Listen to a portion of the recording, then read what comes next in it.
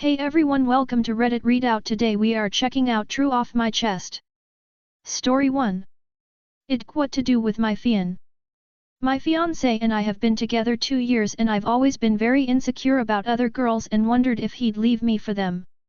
Today I got a call from my sister saying that he's been saying things about girls he works with. I've told him what I found out and his react resulted in him saying grow up, or if you believe them then you're really stupid, and it's made me very emotional and I'm scared more than ever because I am currently pregnant and it's the first time I've ever experienced this. My fiancé always checks out girls and it has always left me insecure, but the reason I get insecure is because of his reaction. He gets so defensive and it results in me in tears, but it's always my fault because I believe them. It's not that I don't believe him or the person, it's the fact I'm not there and I know the person told me and they're like family. I'm confused what to do because this has been an issue for a while. Please give me some advice. Story 2. I love him so much I'm tearing up. I, too, am not a crier person. In fact, I wish I cried more. I went through hell with depression, anxiety, alcoholism, and even self-harm, and I still barely cried, not nearly as much as I'd like to. But thinking about him now just made me tear up. We've been internet friends for years and I never had feelings for him. That is until we met personally for a few days. We got intimate. Then we got closer and closer and I ended up developing feelings for him.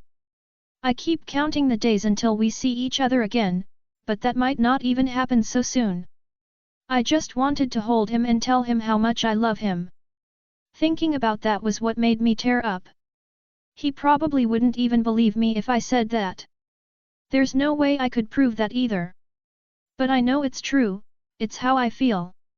I love him so much my chest feels heavy and I feel like I would trade everything just so I could hold him again.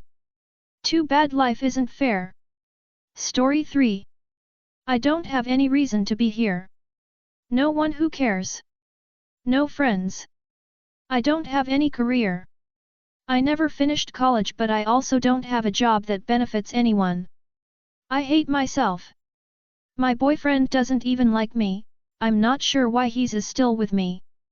My parents are not proud of me, because why would they be? I contribute nothing to myself or society.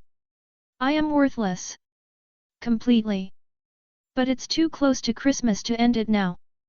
But when is a good time? Story 4. My husband passed away and I feel nothing or maybe joy. For some context, my husband was addicted to heroin and potentially high while taking care of our daughters. He had multiple organ failure and as I had told his doctors to not contact me anymore, but his she didn't tell me he was unstable until after he had passed away.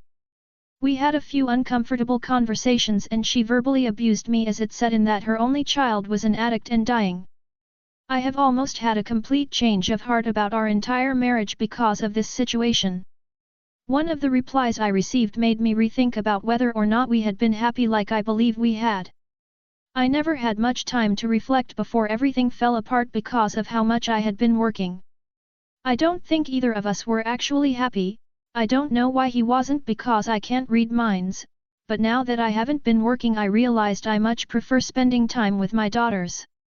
This is where the conflict arose from with my I had been very distressed by recent events and since we were arguing I blamed her for not raising her son as a better man who could actually hold down a job. It was mean and cruel to say to a woman who had lost both her husband and son to addiction, but he has completely unfolded my life, so I haven't been in the right headspace. I'm relieved now to go no contact with that side of the family, since part of the reason I didn't want to tell initially that this had happened was because she never liked me or supported our relationship for various reasons. If there is a funeral service held I won't be attending, nor will my daughters. I'm going to try to move on with my life now. As for me and my daughters, we have been doing very well. I have been happy to spend all this time with them and connect with them on a level I haven't been able to thus far in their lives. My mom has also been such a helpful / supportive force, although I was afraid to tell her as well. I hope to go back to teaching soon and no longer have to pick up multiple extra shifts. Story 5. I fucked everything up. Sorry if my English is messed up, it's not my first language. My 16F dad 49M, has a girlfriend, 49F, we used to have a very good relationship, she supported me in several things and was quite affectionate in general. My relationship with my dad it's not that good but I still love him. None of them are perfect people but they still loved each other. She also has a son, 17M, and honestly I don't like him a lot and he does a lot of things that puts me off but I don't think I can elaborate too much in here. The problem starts when I screamed at both of them, my dad and his girlfriend, because they fight a lot and it gives me a lot of anxiety and when they fight they usually get angry with me. It wasn't the best move, I know, but I wasn't thinking. Since that day things went very off, I talked with my dad and we got to an agreement but with her. She doesn't talk to me or even look at me, and it's very awkward, and when she does talk to me she is very distant. Just now they fought again and I think they broke up. Maybe it's for the best but I still feel like I'm the one to blame, maybe if I had stayed silent, nothing would have happened, or at least they would have broken up differently. Story 6. My family broke my relationship. I, 25F, am from a Muslim family but closeted atheist. I was in a relationship with my European boyfriend, 30M, for 2.5 years. We finally decided to marry this year. I have always been the perfect kid.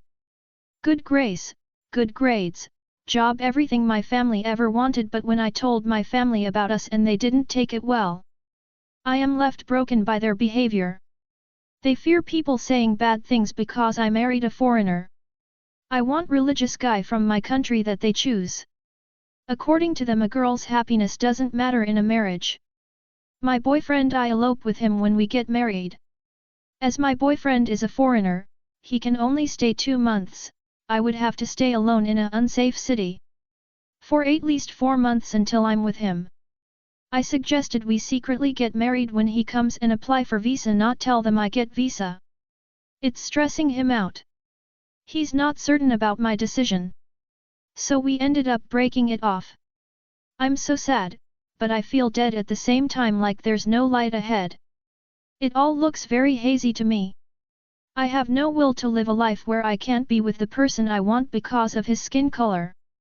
I will never have my own life, no one chooses me. While I understand my boyfriend not wanting the chaos but I wish he would have chosen me. NB, posting from throwaway account. Story 7. Whenever I get sad I can't eat. Why am I like this? It's not like I have an eating disorder I just lose all sense of hunger and food makes me feel so utterly disgusting. I'll throw up whatever I eat and even the sight of food makes me wanna cry. This hasn't happened in a while but the last time it did I didn't eat for 5 days. I think it's happening again and I hate myself for it. Story 8. Am I a shit person for hating my mom? Story 9. I went to the wrong place for a job interview. The right place told me I could come so I did and they denied me the interview. Yesterday I went to a job interview in a pub. They gave me the correct address but I went by mistake to a pub that has the same name. I contacted the interviewer explaining the situation and told him that I was going there. The correct pub I should go to is 20 minutes away. Distance. When I got there they denied me the interview. I showed them the messages and even photos I took of the pub I went to by mistake and none of that mattered to them and they also denied me the interview.